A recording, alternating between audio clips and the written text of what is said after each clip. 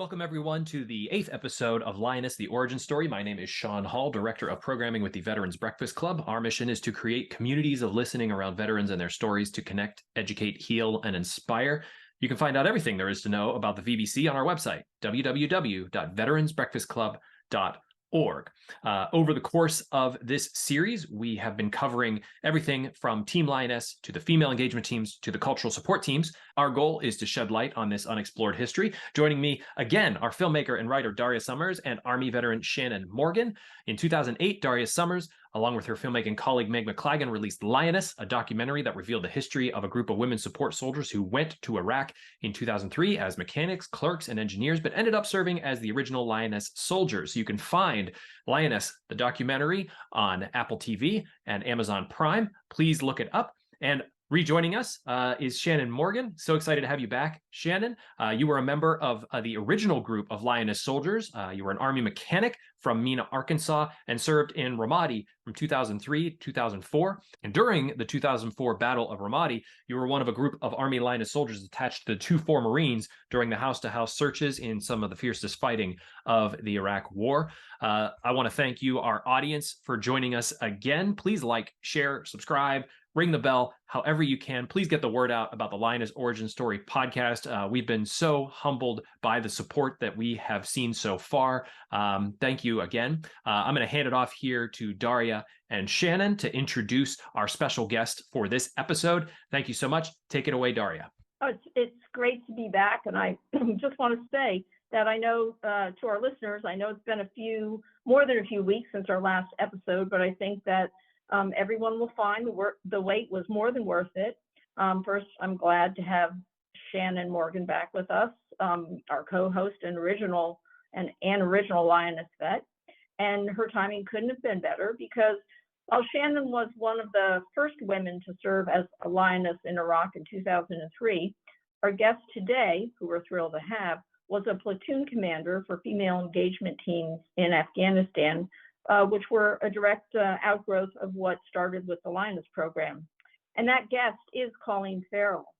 She served in the United States Marine Corps from 2008 to 2012.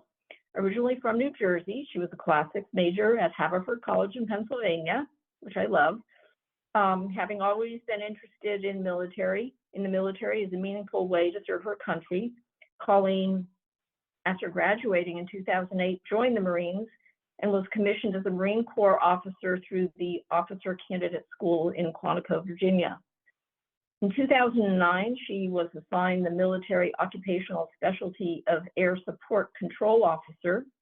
That same year, Colleen joined the Marine Corps PENTAC 2 or Female Engagement Team Program.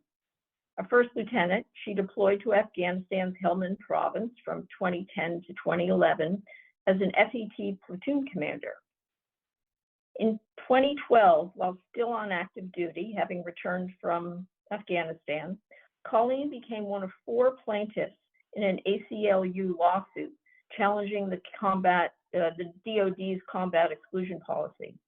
The following year, Secretary Leon Panetta rescinded the policy and required the military to begin implementing change.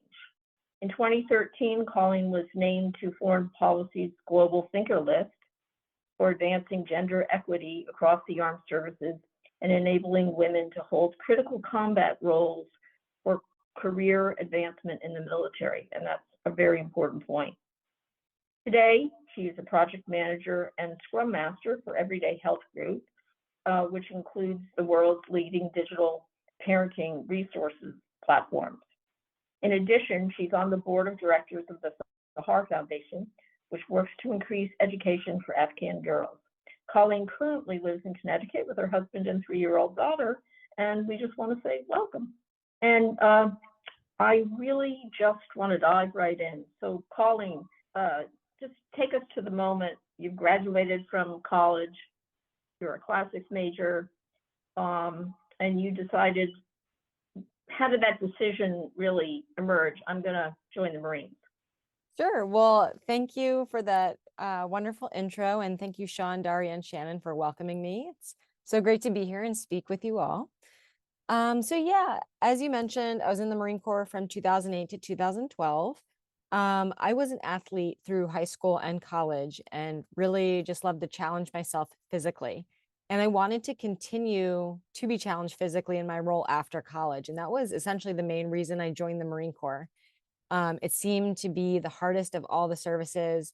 And it really focused on intangible values like courage and teamwork and discipline and esprit de corps that you really get from being part of, a collegiate athletic team. Growing up with a Quaker education from age 4 all the way through college, service to my community, my country, and essentially the world has really been ingrained in me since my early childhood days. And military service just always seemed like the type of service that spoke to me the most. There's an adage in Quakerism that is let your life speak, meaning let your lives reflect your values. And then also more importantly, as you let your life speak, make sure you are helping the lives of others to speak.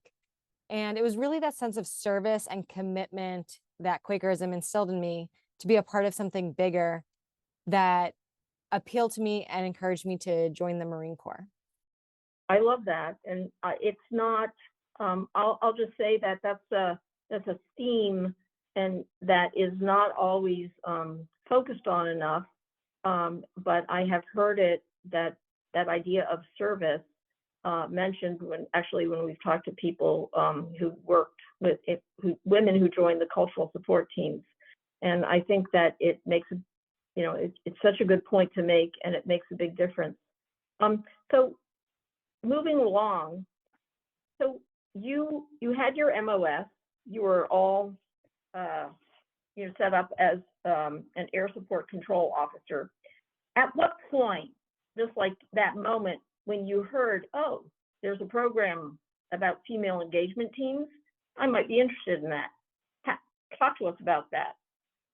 Sure. So I had just gotten to my first duty station, which was Camp Pendleton, California, when the opportunity arose. Our command's operations executive officer, who was my friend and often would see a lot of these billets come in, just came up to me and said, "Hey, this new team is being formed. Are you interested?" I hadn't heard about the Lioness previously, the Lioness program. I had not heard about this female engagement team. I really hadn't heard about women being in combat or helping contribute to that mission in any way before then.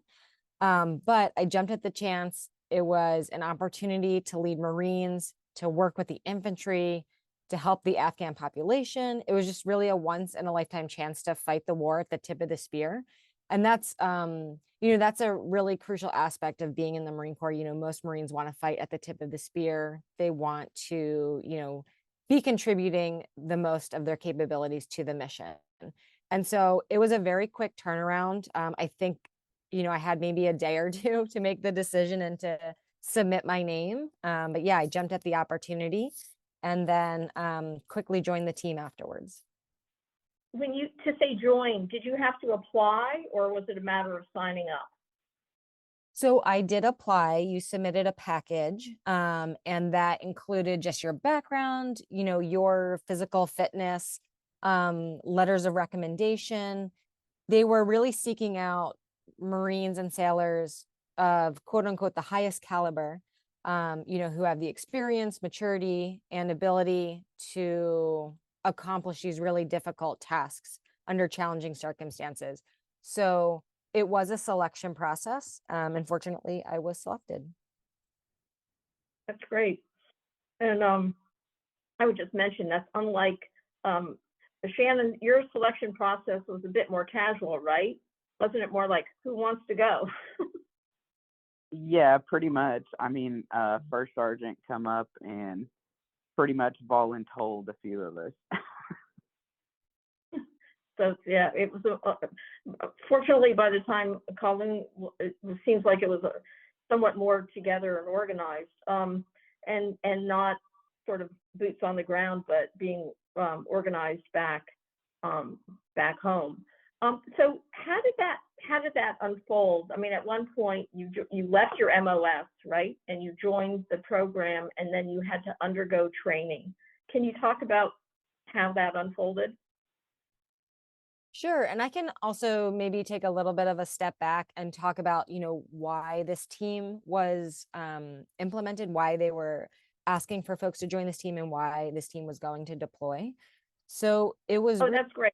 yeah, as you mentioned in previous podcasts, this was the first time the Marine Corps was standing up a designated team to function in this role.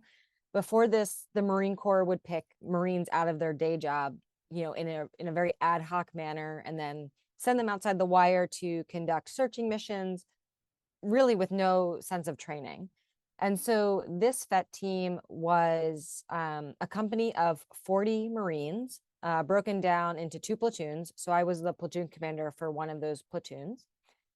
And then each team would then be attached to an infantry battalion. So smaller teams of 2 to 3 Marines that would be attached to a battalion of about 400 infantry Marines. And the mission of the female engagement team was to essentially build trust with the Afghans. So due to the strict cultural customs in Afghanistan, male Marines were not able to talk to Afghan women. So in terms of information, the Marine Corps was not able to engage with over 50% of the population. And that contributed to a huge gap in our strategic capability in terms of figuring out how do we serve the population. So that's really where the FET, and then I'll say FET from now on, female engagement team. So that's really where the FET came in. We helped fill this gap by going out into villages and communities every single day, talking with people, building relationships, and then also subsequently implementing civil development projects like hosting medical clinics and rebuilding schools. So yeah, I was selected to be a platoon commander. And that's essentially the person responsible for everything the platoon does. It's like the officer of the platoon, setting the leadership philosophy of the platoon, training, administration, making sure, the welfare of all the Marines is taken care of, and really making sure we're succeeding in our mission. In terms of the training. No, I just wanted to add, so maybe before we get to the training, because you started to mention the different things that were expected, whether it was medical or, what are the sort of the needs of the women and maybe what intel, but what specialties did the Marines draw into the FETs? Sure. So every FET team member came from a different background. Like it was an extremely diverse team. We have logistics Marines, Marines from communication, from aviation, armorers, cooks. Basically, every MOS was represented in this group of 40 Marines. And they were all Marines who had volunteered for this and then also had, the experience, the maturity, the physical fitness to be on a team like this. We also did have, if I remember correctly, 2 Marines on our team who had served as Lionesses as part of the Marine Corps program in Iraq. And then our battalion commander also had served as one of those ad hoc FETs I had mentioned previously. She was a logistics officer and on her previous deployment would operate as kind of an ad hoc female engagement team. No, that's great. I think, and so now that we have an understanding of that, please do go on to talking about the training. Sure. So we joined a training command and we had 3 months of training at Camp Pendleton, California, with one major exercise at 29 Palms, California. And really the training revolved around the goal of being able to contribute in a variety of scenarios and situations. So our training consisted of, weapons training, language classes. We had significant combat medical training, cross-cultural negotiation skills, working with interpreters, tactical questioning, immediate action drills. We really wanted the team members to contribute as an effective member of a patrol, like an infantry patrol, because they would be going out multiple times a day on these patrols. And so they were expected to have that level of knowledge to be effective. And even, we had training that went as far as like being an authorized pay agent, which meant some type of financial training and the requirements around that to be able to give out micro grants to women to help support businesses in country. So our training really runs the gamut of anything that we might be expected to do while we're in country and to really contribute as as a force multiplier for these infantry battalions. Can I just add that the way you're describing that is in such detail in terms of all the capabilities, the service capabilities you brought to it. It's almost like it was a kind of a USAID package. Yeah, and we were, really trained to work with the provincial reconstruction teams and also our civil affairs teams. We worked closely hand in hand with those teams. So, and did you get all the training that you needed at Camp Pendleton or at 29 Palms? So I would say we were almost as prepared as we could be. I mentioned that we had a week-long exercise out in 29 Palms, and every infantry battalion goes through this exercise before they deploy. And it's a progressive exercise in that each week the scenarios build upon each other. Our FET teams were brought into the training towards the very end, meaning we had missed the first 3 weeks. And we were brought in, kind of in the fourth week. And that was when we were included in the training. Additionally, the training scenarios weren't really geared for including our female engagement teams within the operation. And it just seemed like it was kind of a wasted opportunity for our FET teams to train for those broad scenarios that they would face once deployed. And in addition to kind of missing out on this month-long training series, it was also a lost opportunity to liaise with the units that we would be attached to prior to deployment. So this meant that for the vast majority of the female engagement team Marines, they met their units and learned their operational and tactical procedures when they were in country at their patrol bases in Afghanistan. And so it was really a missed opportunity, one, to build relationships with those battalions, and then also just to really get the full gamut to be truly prepared to head into combat. I'm just assuming some of that had to do with just that this was all new and the training was really meant for what, they were referred to as, people who were officially going into combat, and you technically weren't included in that yet. Yes, I mean, I honestly can't say what the background is. I can only say that, we weren't really included until over midway through the training. And so. Well, I'm glad you got what you did.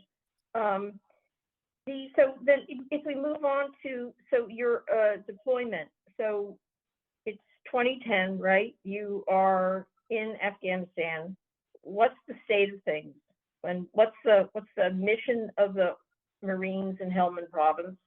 And how does the FET fit into that? Sure. So the overall mission of the Marine Corps was counterinsurgency operations. So that's, securing the region, serving the population, living among the community, and helping Afghans build accountable governance. It was very interesting. I had 3 different districts where my Marines were posted across the battle space, and they really ran the gamut of the overall security situation. So I had a team that was in a district that was relatively safe. The Afghan people trusted us and worked with us to help rebuild their community.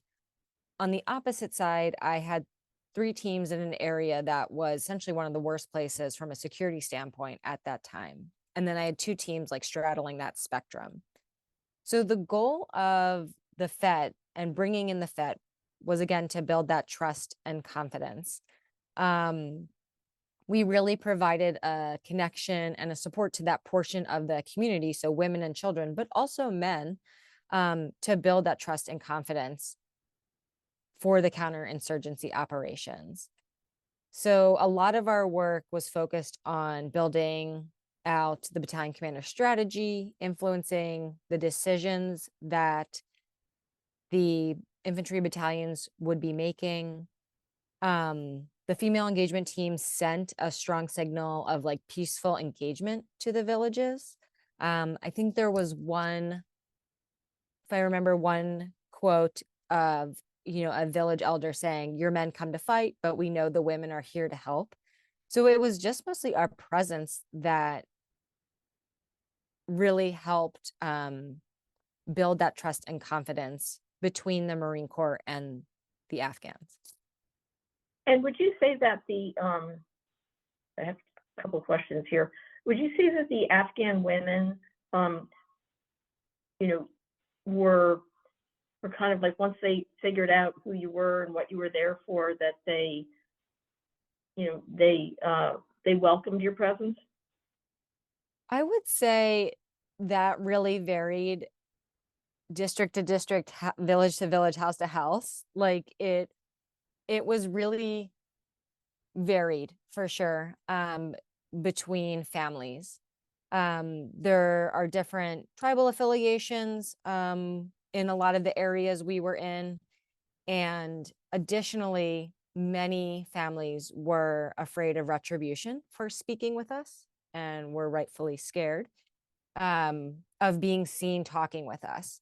So that was definitely a significant challenge to overcome.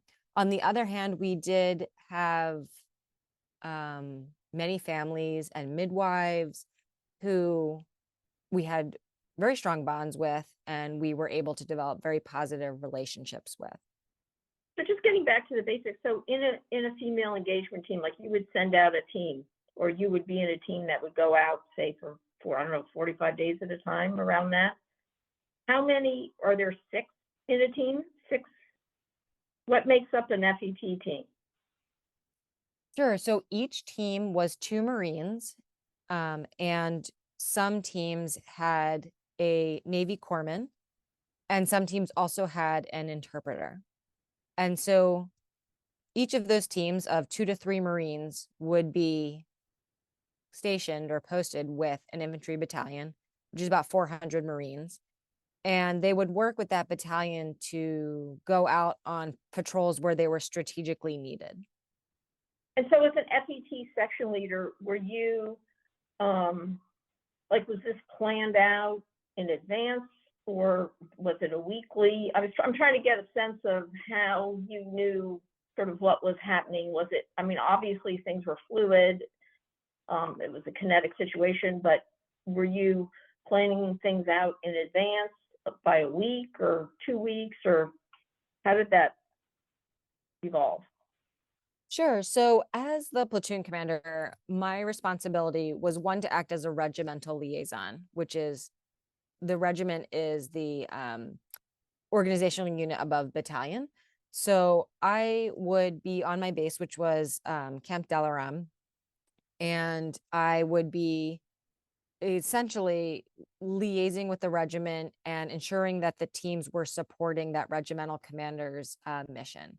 At the same time, I would also go out and visit all of my teams and check in to see how they were doing, ask how I could support them from the regimental level.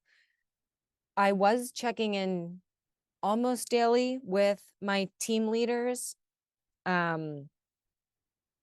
But that said, it was very difficult because of the communication limitations, in the battle space. I often was not able to actually speak with them or communicate with them via email. And they had really great latitude in running their operations and making decisions on the ground. I had absolute complete trust and confidence in my squad leaders to make those hard decisions. And it was really their goal to liaise with the battalion commanders to figure out how the FET could support those battalion commanders. So just to give our listeners a kind of a day by, or sort of very specific idea, what is there a mission or an experience that you could describe, one that worked out really well, that was, that surprised you or the people who were in it, in a positive way? And was there one that, wow, that was the diciest thing we've been in? You just give us, maybe describe the spectrum. I would say, I think one of the more memorable missions or projects I was involved with involved myself and my staff sergeant, in addition to our, platoon commander responsibilities and going out to visit all of our teams, and supervising their activities. We also went out outside the wire to work in the village of Delaram. So that was just right outside of our base. And through talking with women there, we were able to host, essentially a women's town hall in Delaram. And we had probably 20 women come to that. And it was at the midwife's house, who they were all very familiar with. And we were able to listen and hear their concerns that were voiced about the need for a secure girls' school in the area. Previously, the school had been bombed, and it was no longer functioning. And so through that engagement, we were able to then secure funding from the district governor to build this school for girls. And so that was kind of a project that was a very special project to be a part of, and that the direct engagement of hosting this town hall contributed to that civil development project. Wow. So that was you, the FET team, working with the civil operations. Correct, yes. And I'm just assuming that the people who were working within the civil operations were probably mostly male. I would say that's not necessarily the case. Civil affairs did have both male and female Marines working on that, working for them.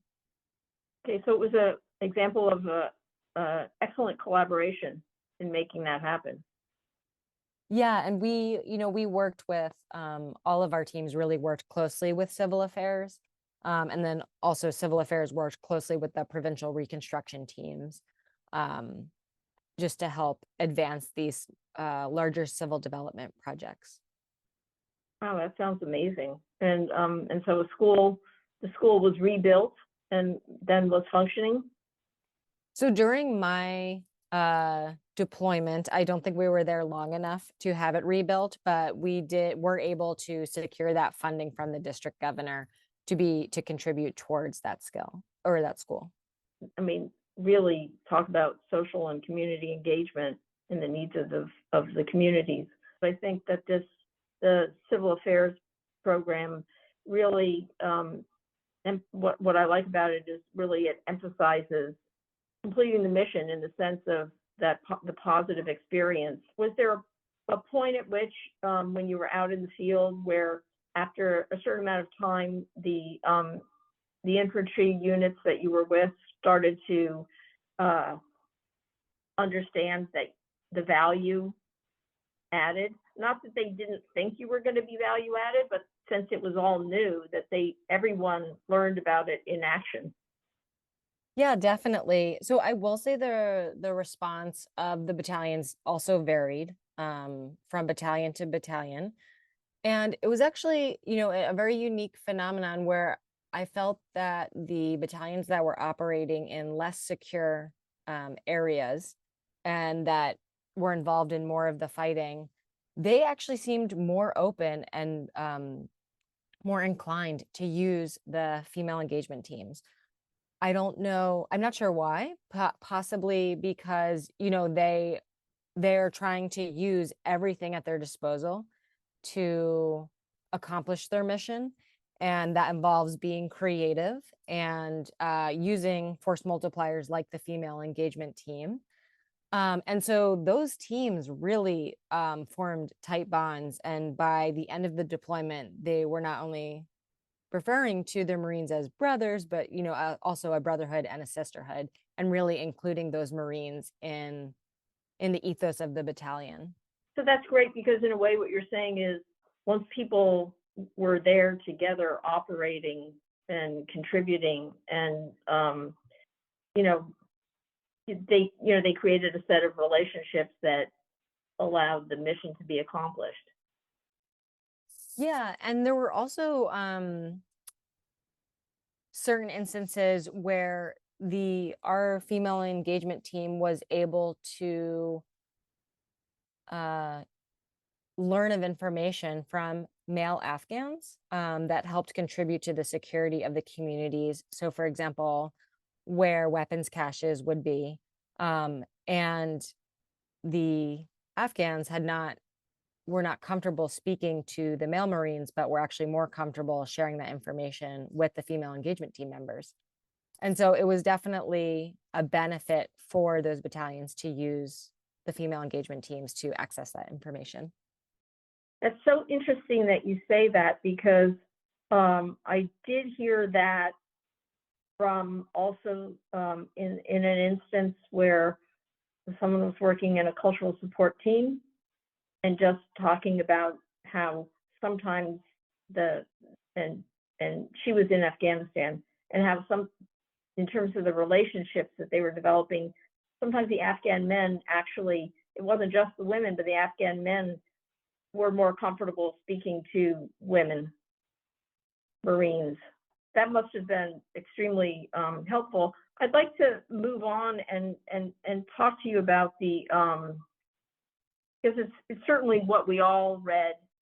I mean, there's a big article in the New York Times. I really remember it was like 2010 or maybe 2011, around there. But it was a headline about the female engagement teams, and it was about how they had to return every 45 days, or a commander, some kind of, or bigwig would come to visit the main base, and they would pull all the women back.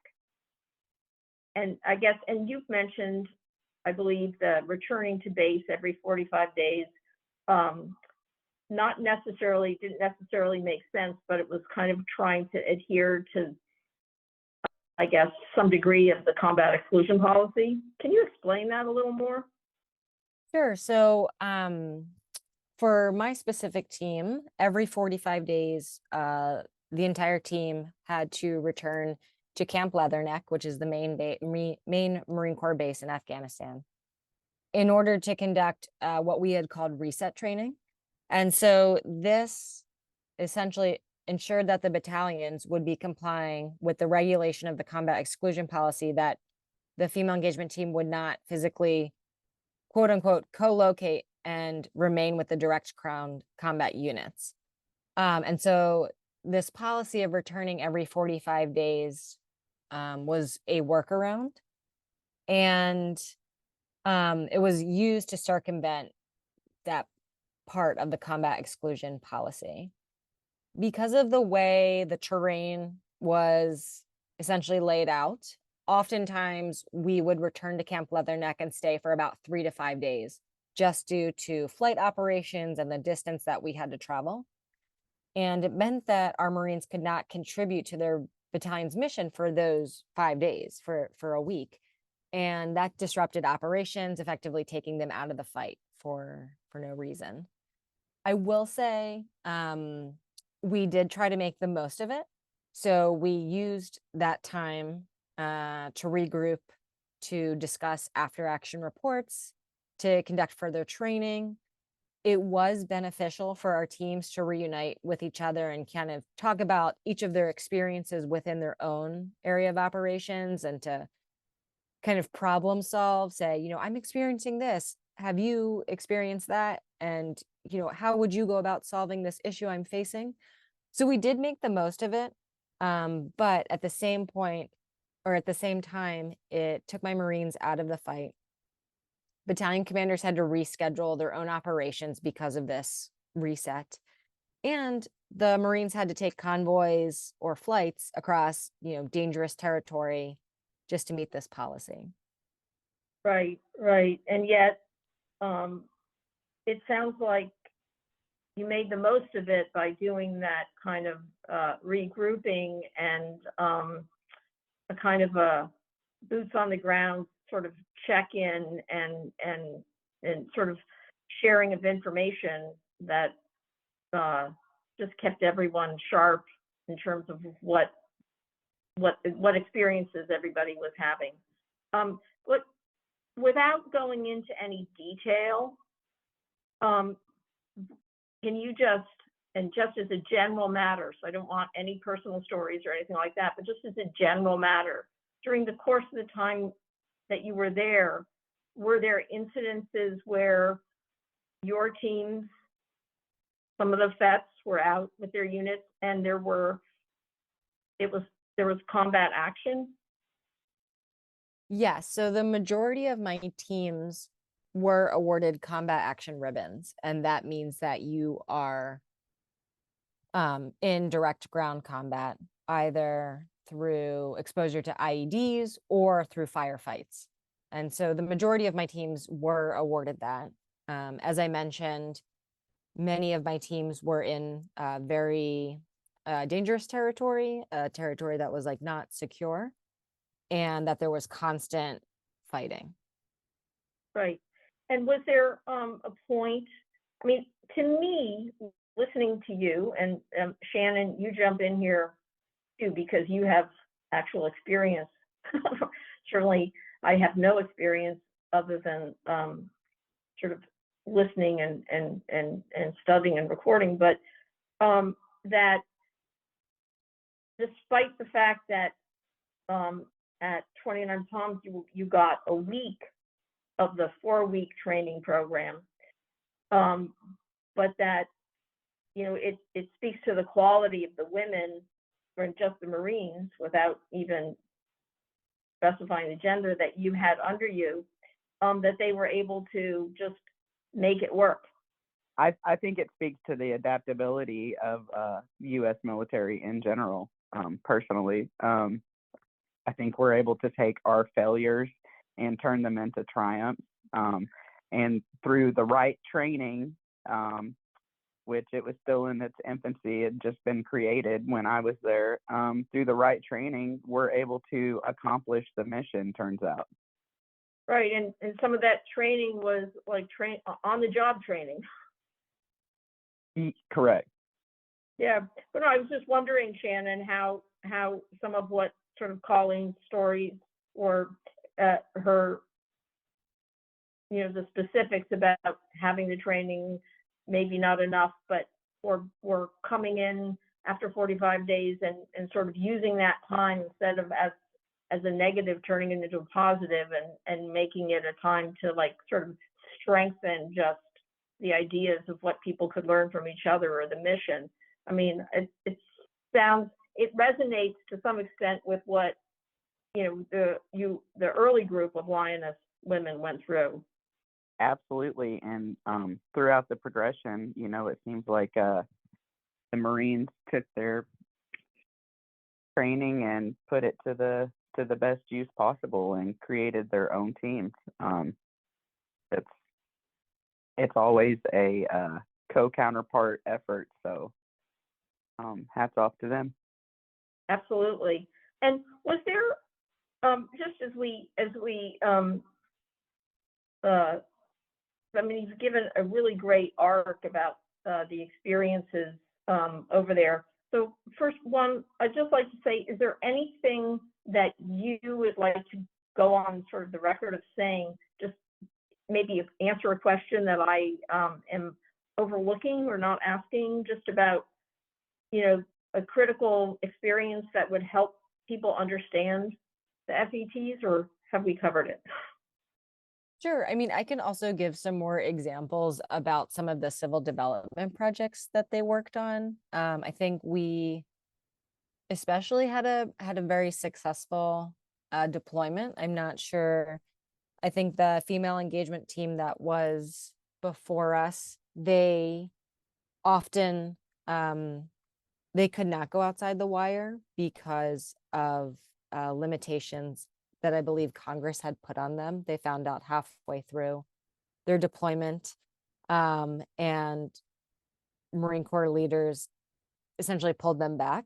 And so I think we had a little bit of a different experience in terms of our deployment, and being successful and really being able to fully carry out our mission during the months that we were there.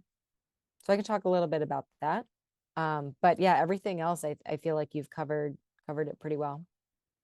Well, yeah, why don't you give us, because I do want to get to how everything unfolded when you returned home, but why don't you give us one more example of, outreach to the community? Sure. So I think one of the really interesting projects that my Marines developed was a women's vocational center that taught women to quilt. So other Afghan women taught women to quilt. And we were able to support this through our microgrant programs and help women start their own businesses. And so this provided legitimate income for the families and also provided women a safe place to gather. And it was just a very innovative and very interesting social impact program that my one FET team led.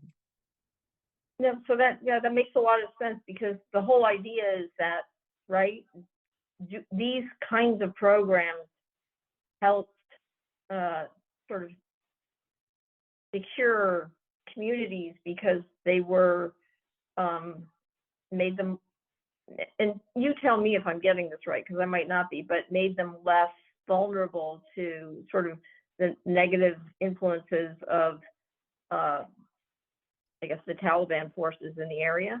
Yes, that's exactly right.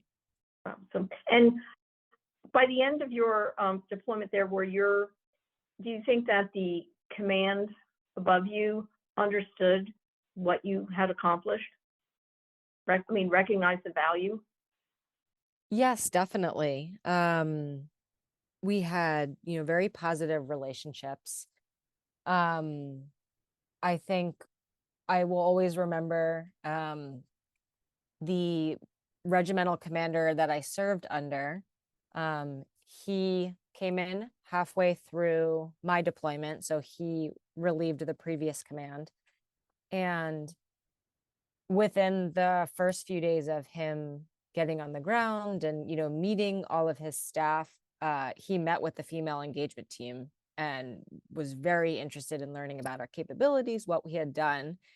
And it just was a sign of such respect.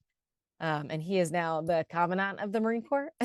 So it's great to see, that kind of leadership carrying on in the Marine Corps now. But it just, I felt like we had the respect of a lot of our battalion commanders and regimental commanders for what we were able to achieve. That's fantastic. And I know we're on a time limitation, so I just, I feel compelled to sort of move on.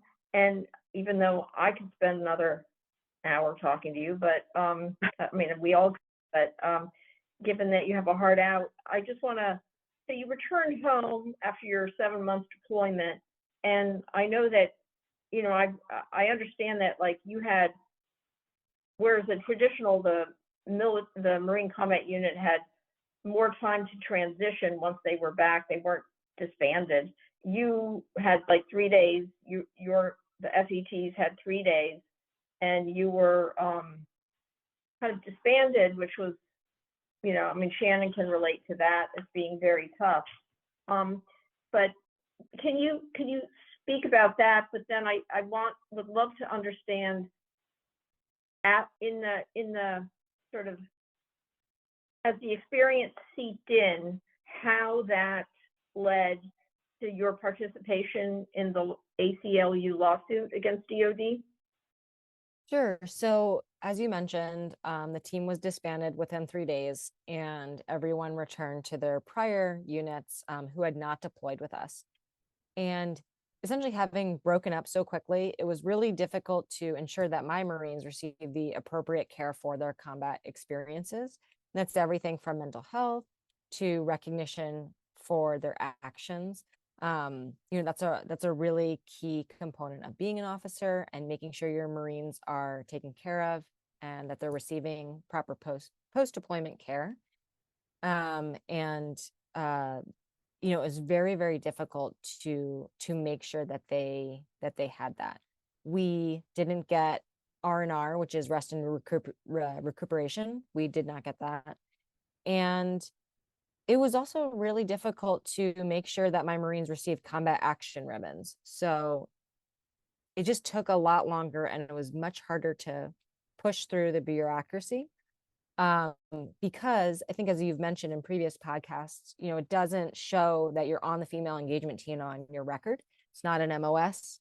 And so it was really difficult for them to receive recognition and make sure that this was reflected on their record for promotions. And this put them at a disadvantage. Right. And I mean, actually, I have heard some women who were pulled out of their MOS, whether it was for Lioness or even one Marine as a Marine searcher. This was back in 2004, and with cultural support team members. And then they get dropped back in, and their MOS is like, it's like their other job. It's like, women always having two jobs. And you didn't, that career was continuing, that MOS was continuing, but the credit didn't necessarily transfer. Correct. Yeah. So how did that, what was happening, and how did the lawsuit how did you connect with that? Sure. So my commanding officer from the female engagement team approached me and asked me if I was interested in joining the lawsuit. I was still on active duty at the time it came up. And so I really had to think through, what that meant, what the implications were. But my initial instinct was yes, just that I needed to do the right thing. My obligations as an officer was to use my voice to kind of, get rid of this policy that was, harming my Marines, and then also harming the Marine Corps' capability. We were there to fill a gap. We were a force multiplier. And I really believed in that, and believed in the necessity of this team and having female Marines as part of the infantry from a strategic standpoint. And so I felt like it was my obligation as a leader of Marines to join. And I had a conversation with the ACLU, and then essentially made the decision to join the lawsuit. And once you did that, how did that go over? And do you mean with my command, or with Let me put it to you this way. Given that, I mean, I think, and this is what we even found out, talking to people talking about, what the Lioness program early on, and, there was just this disconnect in terms, the commanders, in the services didn't want to not be able to use, I mean, the women soldiers or the Marines, women who they were just part of the force, and they just wanted to be able to use them as, for what the best ways they could. And, a lot of them found the combat exclusion policy irritating. So in the sense that you were trying to rectify something that had already become a very inconvenient truth in a kind of way, but on the other hand, you're suing, right? DOD.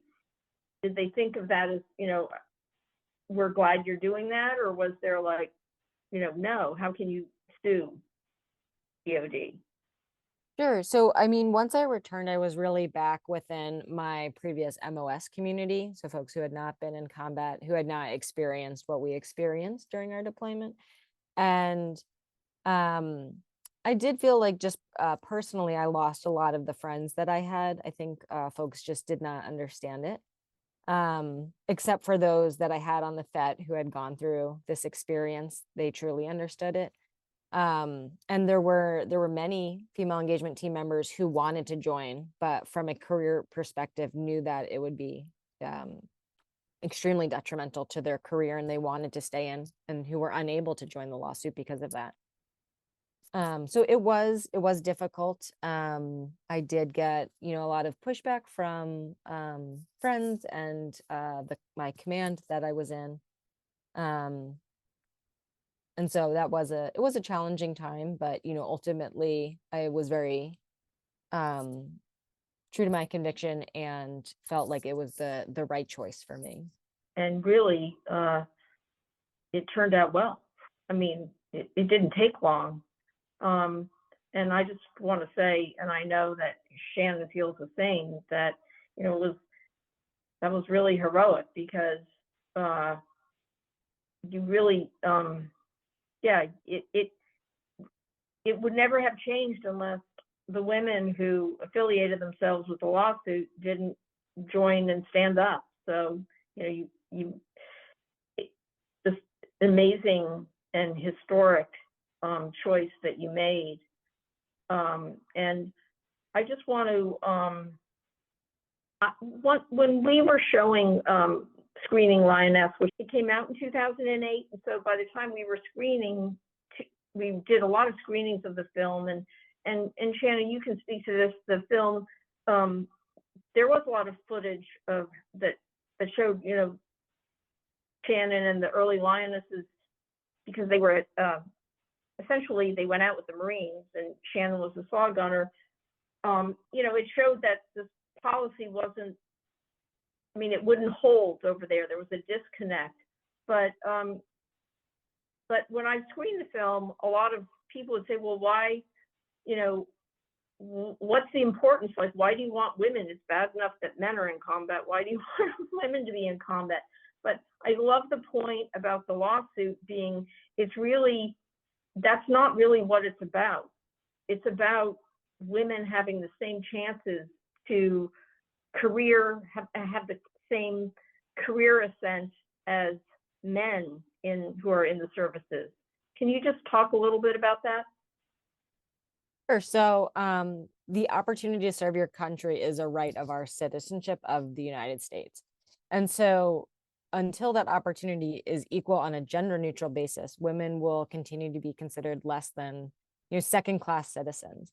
And so you're exactly right in that regard, that it's more than just having women be able to be in combat. It's about, you know, it's a civil rights issue, and it's a right of our country.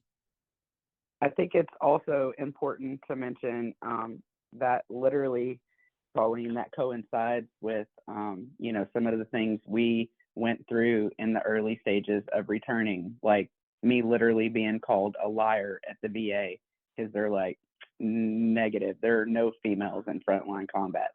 And it's hard to be a female in the military, period, but then you have to be able to separate yourself somehow, because in an essence, it feels like you're losing the ground that you gained sometime with your male counterparts. I know, like, a lot of males that I worked with, some of them never even left the wire, so they would treat me differently when I came back, and you could tell, you know, I would be pushed to the side. I mean, these are all challenges as a female that we have to overcome, and I just don't understand, if it's too easy to go ahead and attach that to our DD-214s, why would you not? So we wouldn't have to get the backlash that we do get for just being females and trying to do the right thing. It's hard to do that. Shannon, you really make a good point. And what I love is, and I'm gonna love listening back to this program, because Shannon's experience is like one of the first over there to confront this issue, sort of the disconnect between policy in Washington and boots on the ground. And then, Colleen, you had the amazing experience sort of on the far end to be out with the FET teams, more organized, sort of certainly an outgrowth or an evolution of what started out as the Lioness program. And then you took the additional step, which was just so courageous, to join the lawsuit. And that really, that kick-started a lot of change. That's still going on, but it wouldn't have happened if you and the other 3 women didn't join that lawsuit. So I know you have to go, but I wanted to just say that and thank you for not only your service, but your courage in doing that.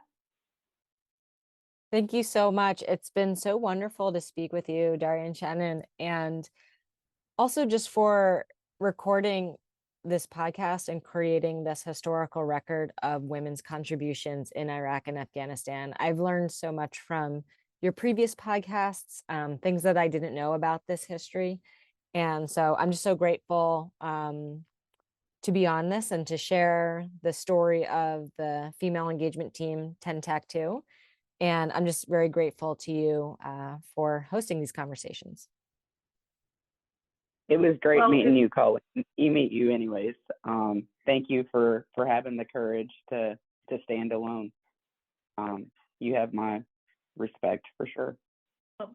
I'm just honored, and I know Sean is too, but I'll say on behalf of the Veterans Breakfast Club, which is really again, it's just a nonprofit where we're just storytelling for veterans.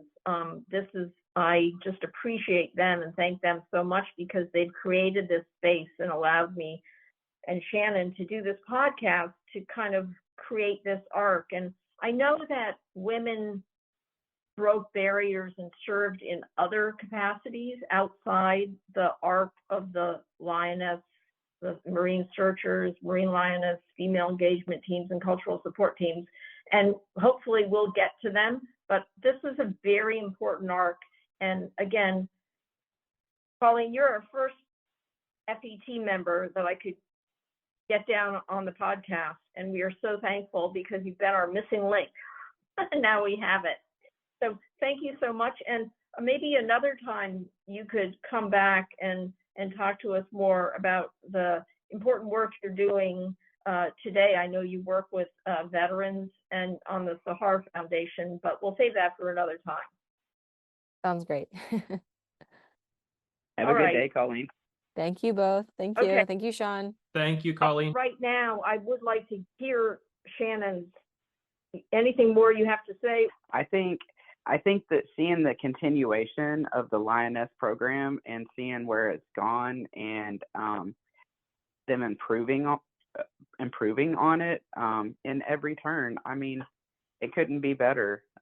It just goes to show the strength and capabilities of women continue, and it doesn't matter what branch we're in, apparently.